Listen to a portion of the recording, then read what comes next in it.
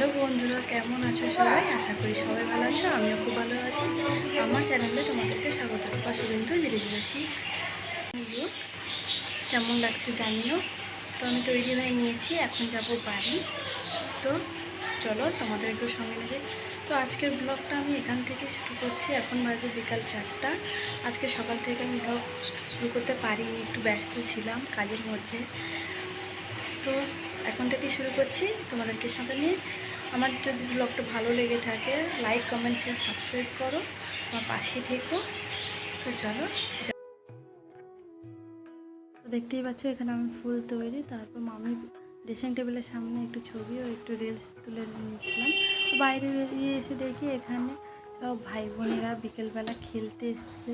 আর এদেরকে দেখলে মনে হয় জানো তো আমাদের ছোটোবেলার কথা, কারণ আমরাও এরকম খেলতাম। তো তোমাদের সঙ্গে মামার বাড়িটা দেখানো হয়নি, যার জন্য বেরিয়ে তোমাদের সঙ্গে দেখাচ্ছি আমার মামার বাড়ি। তো এখানে মামার বাড়ির সামনে না গাছে অনেক পেঁপে ধরেছে, আর আশেপাশে অনেক শাকসবজিও লাগিয়েছে মামিরা। তো সামনের বাগানটাও তোমাদেরকে দেখালাম, খুব সুন্দর লাগছে।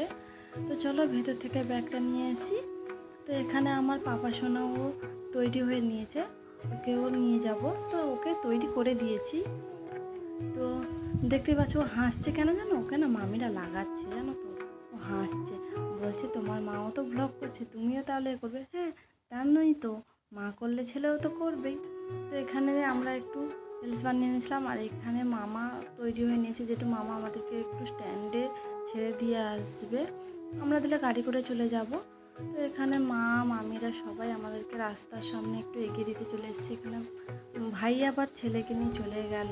ও না ওকে ছাড়তেই চাইছিল না, বলছিল ওকে রেখে দিয়ে যায়, ছোটো বাচ্চা ওর কাছে রেখে দিয়ে গেলে হয় বলো, তার জন্য। তো এখানে বাবাও বেরিয়ে এসছে, আমিও তৈরি। তো চলো যাওয়া যাক। তো আবার তোমাদের গেলে কথা হচ্ছে। তো এখানে বলতে বলতে আমি চলে এসে ও বাড়ির সামনে স্টেশনারি দোকানে এসেছি কিছু কেনাকাটা করার জন্য। তো নিয়ে চলো। তো এখানে বলতে বাড়িও চলে এসেছি। তো চলো ভিতরে গিয়ে তোমাদের সঙ্গে কথা হচ্ছে। আর জানো তো বাড়িতে না কেউ নেই, মাও গেছে বাবার বাড়ি, দিদিও একটু বাড়ির সামনে বেরিয়ে গেছে, ঘরে নেই। তো এখানে আমার রুমের একটা অবস্থা দেখতে পাচ্ছি, এখন রুমটাকে গুছিয়ে নিই তারপর। আর এখানে যে দেখেছো আমাদের পাকা বুড়ি চলে এসছে, ও জায়ের ছেলে, এরা দুজন ওদের ভাইকে লাগাচ্ছিল। তোমরা তো দেখতেই পাচ্ছ ওরা কেমন লাগাচ্ছে ওর ভাইকে। আমি ভয় দিতে দিচ্ছি, এদিকে আমার পাপা শোনাও না গান গাইতে, দেখছো ওর বাবাকে ডাকছে। আর এখানে বাড়ির সবার জন্য চপ সিঙ্গারাও নিয়ে এসেছিলাম, সবাইকে এখন দিব, সবাই খাবে। আর এখানে এটা দেখতে পাচ্ছ, এটা না ছেলের লক্ষ্মীর ভাণ্ডার, ওটাতে ওর পয়সা গুছিয়ে রাখবো। তার সঙ্গে ছেলের খাবারও বানিয়ে নিয়েছে, ওকে এখন খাইয়ে দিতে। এদিকে দিদি গ্যাসে ভাত তরকারি বসিয়ে দিয়েছে, রাত্রে খাওয়া হবে। তো আমার পাপা সোনা দেখেছো একা একা এখন বসতে শিখে গেছে, এখন একাই খেলা করছে।